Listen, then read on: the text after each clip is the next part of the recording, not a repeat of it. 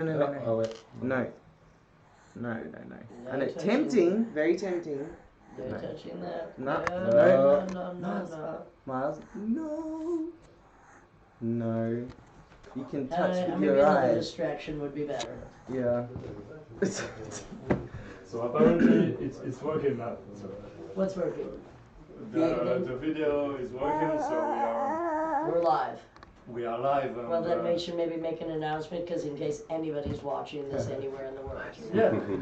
Because Anybody is watching, so can't touch that, baby. welcome back in a kaleidoscope of nothingness, Lydia. And, We are in the private kaleidoscope of it's nothingness. a very private In your and living room. intimate kaleidoscope of nothingness, and if we're the only two here, that's fine by me. that's fine maybe. We need to practice our diction, not really. So and also welcome back to Fonds, and maybe beside the fact we have some collaboration together, what do you like about this area? Or Look, I like any area that involves movement. So, I mean, every area is good to me when I'm traveling, of course. So, I mean, I of course love the landscape. I have to say, I don't even mind the weather. I preferred when I had my own electric bicycle when I was here in a residency. Thank you very much for arranging that. And you know, there's great people everywhere, so to me it doesn't matter. I mean, I like movement.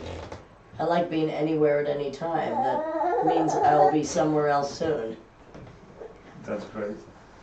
But the fact you like coming sometimes in a very small town outside of Oh, of course. Well, look. It's okay because you've been living in big cities. Yeah, but it's as I told you when a few minutes ago, when I was thinking about this show that I just did in Turin, and I don't know how many people were in the audience. It was full, but there was one girl who was so directly hooked in that was, to me, she was more important than however many 50 to 100 to 150 other people were there, because it's always about the one person, or it's about, for instance, you.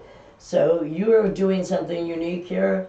You've helped me do things here, so I'm here with you now. It would make sense to me. That's fantastic. And it's better to be here than in Geneva, where I'll be for 5 days, and that's enough in that fucking place. yeah. And there's always cool people everywhere. Even little rascals. And yeah, so we met in 2013 when you came to play the first Brutal Measure show. The first Brutal Measure show with Weasel Walter, and it was, you reminded me because I forgot, that it was through the poet Tony O'Neill, the writer, who had mentioned something, and I, as a road dog, or a road hoe, as I like to refer to myself, was like, well, if there's a show, let's get going. And it was the first Brutal Measures, which was just drums and vocals with Weasel Walter at a heavy metal festival that you had something to do with. That was right, and yeah, it was the first time tonight. Actually, it's the 12th time you are in this type of. You're a sick man, my friend. You're a sick installation. man. So I mean, so it began in 2013. And trust me, my memory is not what it once was, although it never was. So you could remind me about all these events, but we are surrounded by some affectations of what the kaleidoscope of nothingness is all about, which is an overabundance of text, poetry, visuals, and I always like the way that you take over an entire club. I don't know how much time it takes to set up, but you have the mini version right here in your own house. So anybody who doesn't know or is tuning into this, perhaps from Russia or Romania, the kaleidoscope of nothingness is involvement with different poets, writers, performances, music, but text-based, and that's why we're sitting here now. Because for you, like, the text is at the center of all of your projects. Absolutely. Since you started. Absolutely. I mean, it's the most important thing to me. Solo text is the most important thing to me, but of course, occasionally you have to have music with it, or even video with it, or whatever, but it always is down to the text. Because that's what was most impacting to me as a teenager, before music, even more important than music. Yeah, because you started like to I mean it's like through discovering Henry Miller and and the Sade, and the Selby, and Genet, and Foucault. I mean, and trust me, I mean, there wasn't a single book I can remember ever being in my parents' house. I have no idea how I found these books or where in upstate New York, and always the best editions, the Grove Press editions, the best translations. I don't know who turned me onto these or how I stumbled upon it. I might have just first seen the cover of Last Exit to Brooklyn, the original paperback, and from there it just led. And this is, of course, before the internet. We're talking 1973. And I have no idea how I came upon those books. It's a mystery to me. But I know that in reading them, that it felt to me there was a place that I had to stick my tongue, and it was between those pages that were yet unwritten. Yeah, and like sticking your tongue in between like words and music, because as you said before, you like movement in life, but maybe music is a way to give movement to words, or to... Well, I always consider it the machine gun to my bullets, yes. The bullets being the words. The bullets being the words. Right. And but also, I mean, music often makes it easier for people when English is not the first language. It makes it easier. I mean, but this is why I eventually started doing something like Dust and Shadows with video projections and psychoambient music that I made myself, because then it's more of a Lydian universe. So, look, I don't feel that in America or England they understand everything I'm fucking saying. As a matter of fact, I think sometimes they understand better when they don't know every word.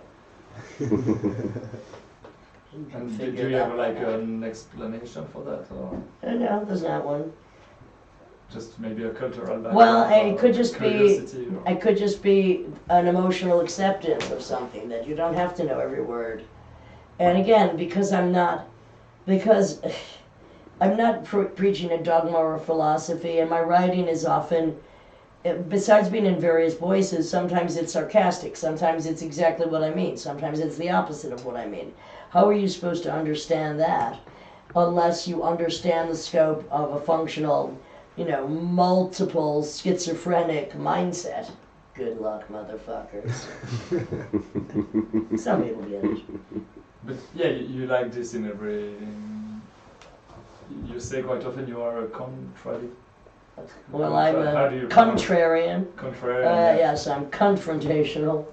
Because like even musically, you did like Teenage Jesus. It was very violent, well, I mean, and just squint. Well, look, I call myself a musical schizophrenic because everything was completely different than what came before it. So, I mean, as opposed to so many people who came up at the same time as I did, or as I like to say, and this is why I define myself as a no-wave artist, if you name any other genre of music, punk, funk, soul, opera, country, you know the parameter of what it's going to sound like. But no-wave, even the bands that were no-wave did not sound like each other. And then therefore even my music never sounded like itself, because there were too many flavors to shit upon or expand upon, from psychoambient to hyper-aggressive to swamp rock to rock and roll, a hideous term, to metal, to whatever format amuses me at the fucking time. And yeah, you as you said, your writing is the same at this point as your music. It can be sarcastic or violent or ironical. So maybe well, I mean, and this is what's great, and thank you for helping to translate some of So Real It Hurts. What's great to me about publishing anthologies of my work, as opposed to Paradoxia, which is pretty much one voice, or an album as a conceptualist is one concept, one musical tone, that I write in a lot of different moods, and in an anthology you can see that. So, as a conceptualist, if I'm just writing a short story, it's not always going to have the same tonality, the same vocabulary, the same language, the same intent. That's why anthologies are the most important to me as well. I mean, it's almost like the way Retrovirus, my group, which is a retrospective of my music, which showcases music from every period, is important to me, and which is why it's one of the longest things I've done musically, because it's again like an anthology showcasing the many voices and the multiple schizophrenia under which I function so successfully. And when you choose the text for a book like So Relectures, I mean, I guess there are lots. Well, okay, let me stop you there. No, first let me stop you there. It's not as if I have volumes of unpublished stuff under my couch or bed. I don't. No. First of all, I'm an economist.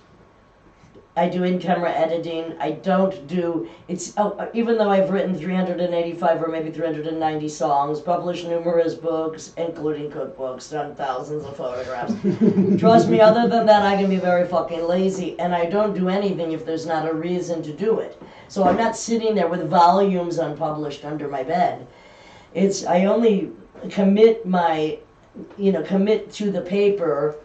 And the interesting thing is, trust me, I don't sit there and cogitate.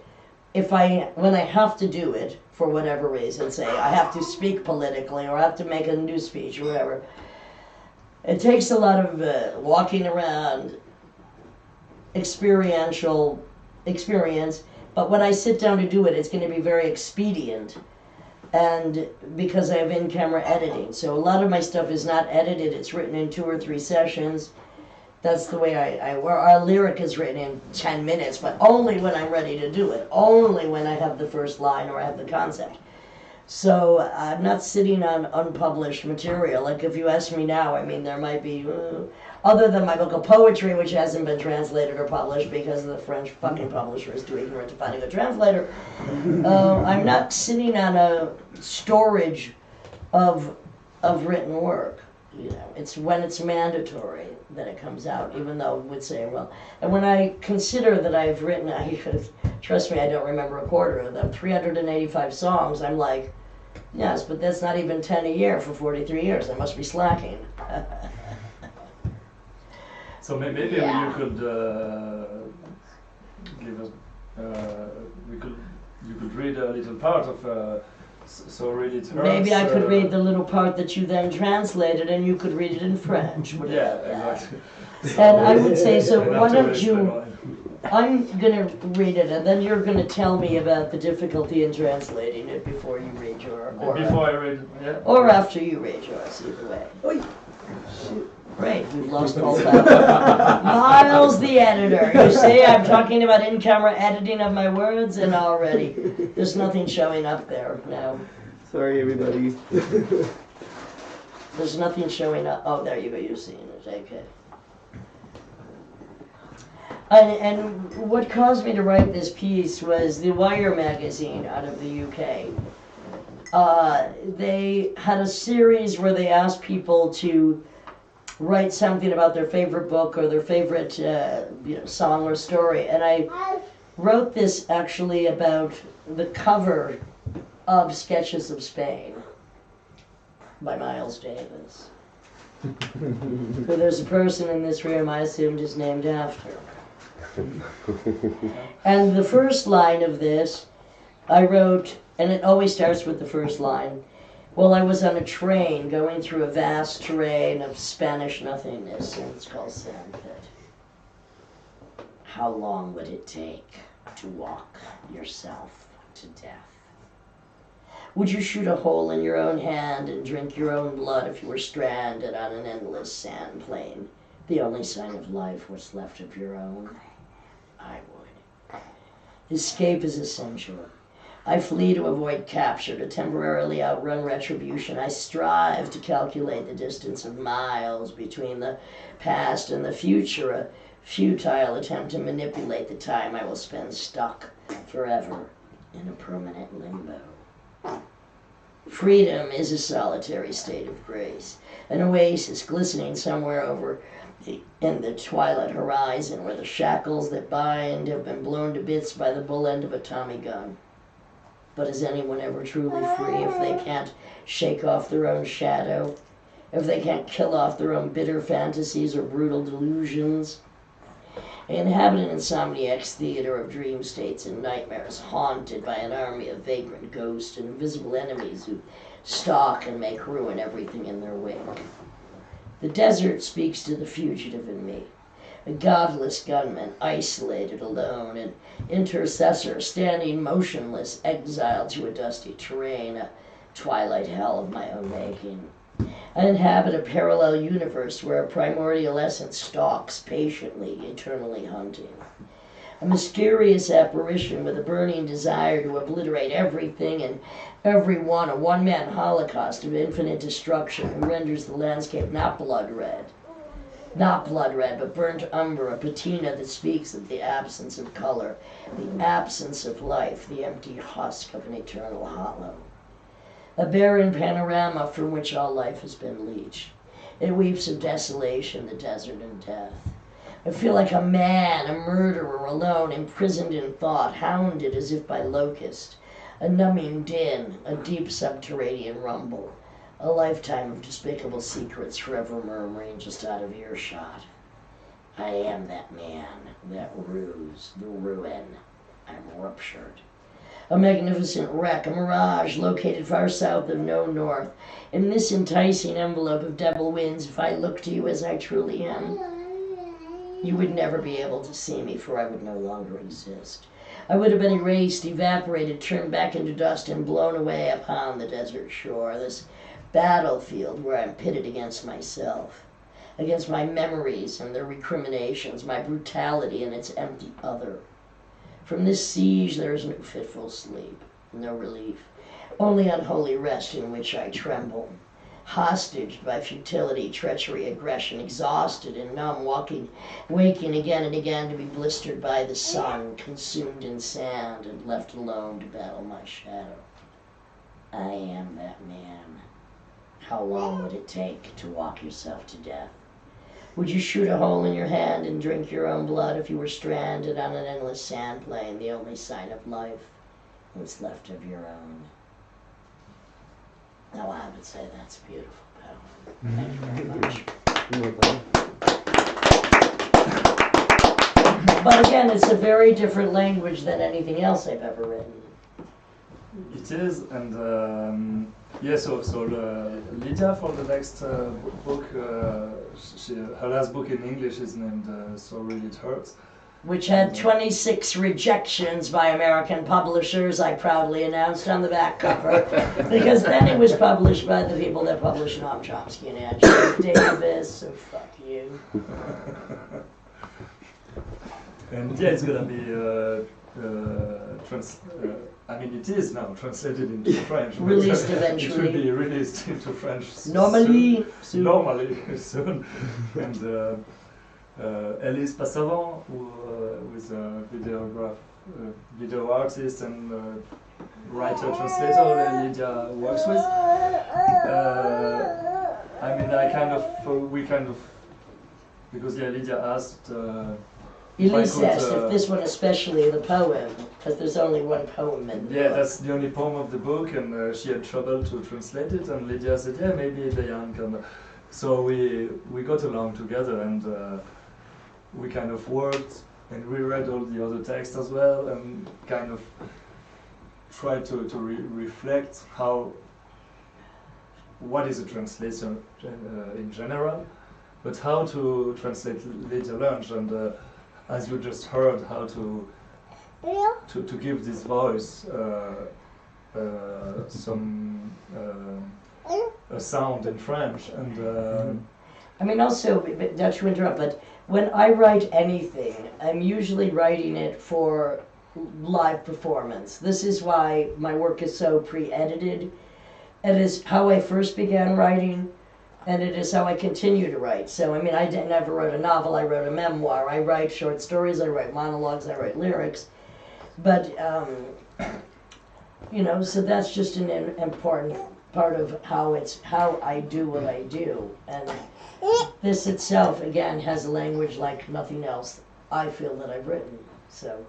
Yeah, and it's not easy, especially as you say, you write as you told, or you told. It sounds quite conversational, even though. And I mean, even if it's so. There must be some work in there somewhere, but trust me, I vomit the words out onto a page rather quickly once the first sentence comes. Yeah, and what I feel is translating somehow is rewriting, but rewriting, I mean, to give your voice a sound, but still in another language, so you have to kind of arrange with reality. Well, and what's interesting is since you have been studying me acutely for a few years and writing your own book, which we could talk about on myself, Artaud, and various other subjects, I guess you were the most familiar with my work. Cool, so I will try to read it, what Elise and I have been doing together. Like, I have done a version, she rewrote it, I commented, and anyway, and that's the result that's gonna be published. So Surprised your eyes are so good that you can read what an ant wrote. It looks as if an ant printed.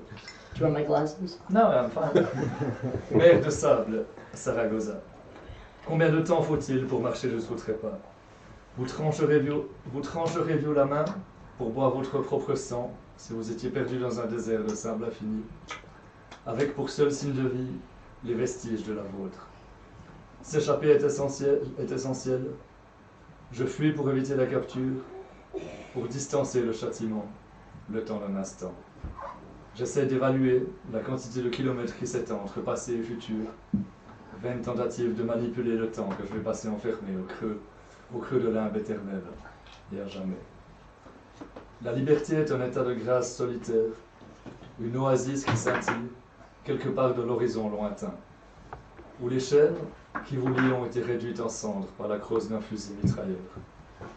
Mais peut-on vraiment être libre si on ne peut pas se débarrasser de son ombre, si on ne peut tuer ses chimères acerbes ou ses fausses croyances cruelles? Le théâtre des insomniaques, débordant de rêves et de cauchemars, hanté par une armée de fantômes itinérants et d'ennemis invisibles qui traquent et détruisent tout sur leur passage. Le désert parle au fugitif qui est en moi, un tireur impie, isolé, seul, un intercesseur immobile, exilé sur un terrain poussiéreux, un enfer crépusculaire de ma propre fabrication. J'habite un univers parallèle où une essence primordiale attend patiemment, une chasse éternelle. Une apparition mystérieuse avec un désir brûlant d'effacer tout et tout le monde. Un holocauste individuel de destruction infinie qui rend le paysage non pas rouge sang, mais terre d'ombre brûlée. Une patine qui évoque l'absence de couleur, l'absence de vie, l'enveloppe vide d'un creux persistant. Un panorama stérile dont toute vie a été lessivée. Il pleure la désolation, le désert et la mort. Un homme, un meurtrier, seul, emprisonné dans ses pensées, traqué comme par des sauterelles. Un vacarme étourdissant, un profond grandement souterrain. Une vie entière de secrets méprisables qui murmurent à l'abri des oreilles. Je suis cet homme, cette ruse, cette ruine, rupture. Une épave magnifique, un mirage situé au loin, au sud d'aucun autre. Dans cette enveloppe séduisante de vent diabolique, si je vous regardais tel que je suis vraiment, vous ne pourriez pas me voir, car je n'existerais plus. J'aurais été effacé, évaporé, transformé en poussière et emporté sur le rivage du désert. Un champ de bataille où je suis opposé à moi-même, à mes souvenirs et à leur récrimination, à ma brutalité et à son autre vide. De ce siège, il n'y a aucun sommeil agité, aucun soulagement, seulement un repos impie dans lequel je tremble, pris en otage par la futilité, la trahison et l'agression. Épuisé et engourdi, je me réveille encore et encore pour être brûlé par le sommeil, consumé par le sable, et laissé seul pour combattre mon ombre. Je suis cet homme. How did you do? A good job? Good job. Good job. Good job. It must be so difficult. Yeah. Yeah, it's difficult to read like this without. But it looks like it's a poem you wrote about him, no? I'm sure I didn't.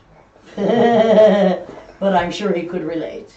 Yeah. So, It's tricky. It's always very tricky to translate from one language to I another. mean, can you imagine my horror when something is published in Polish or Russian or Czech, and I have no way of checking it. Yeah. It's horrifying. But I think it's actually pretty good translation. I mean, it's hard also to read, like listen to your text, which I've never heard before, and like getting it in English, which is Your first language. not really. Like What is your first language? I just both, but I mean I don't speak English every day, like except with this little guy, Okay. which is not the same level of. So you speak vocabulary. perfect. You speak French. I speak French, but so to me, like to get in your words and also the meaning and everything that the pictures that I get in my mind, and then it's a big thing. Like it's a pretty intense poem. It's an intense. It's an intense poem. So like to take it in, and then I'm like, all right, And now. and then I have to focus on the translation in French, and I think it's actually pretty good.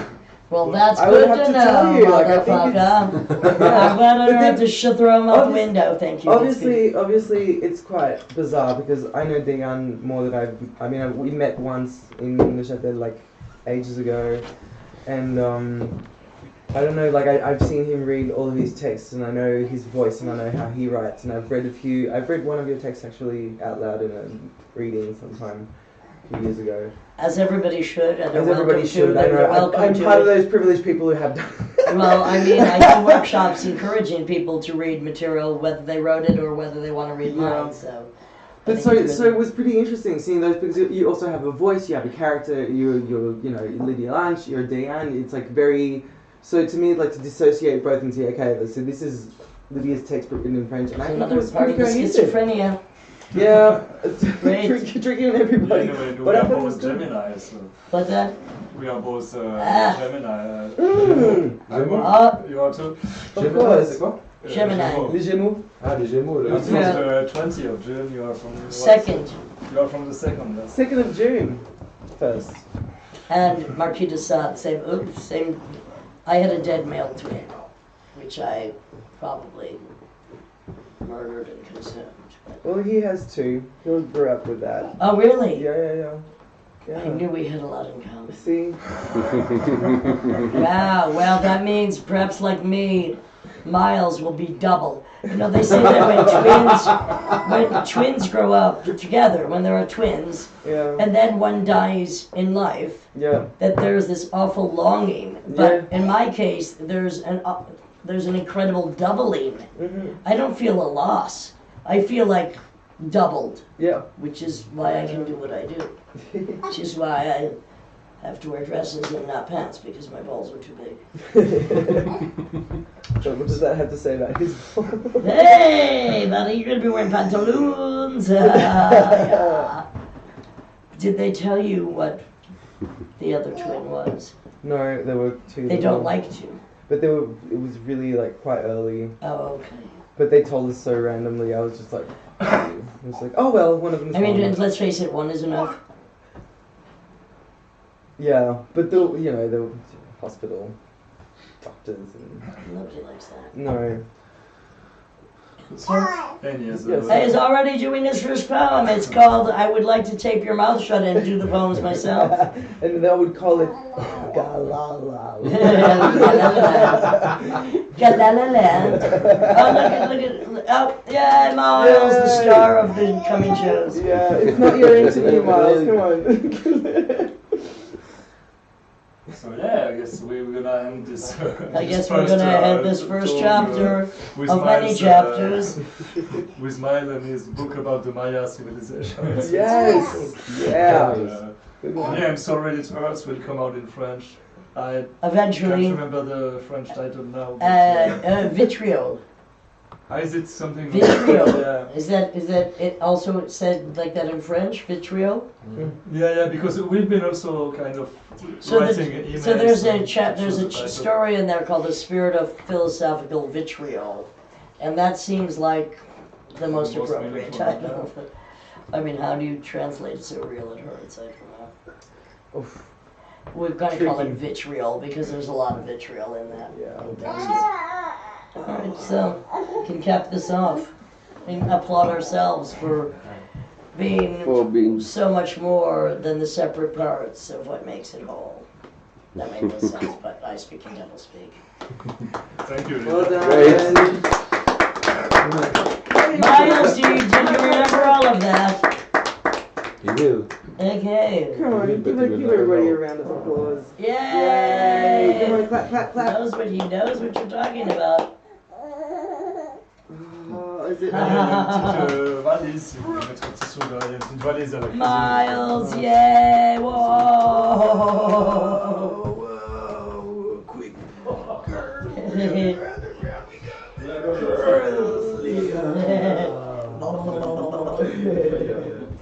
I've got red, you've got red socks. That's right, red like a bull. Yeah, yeah, yeah.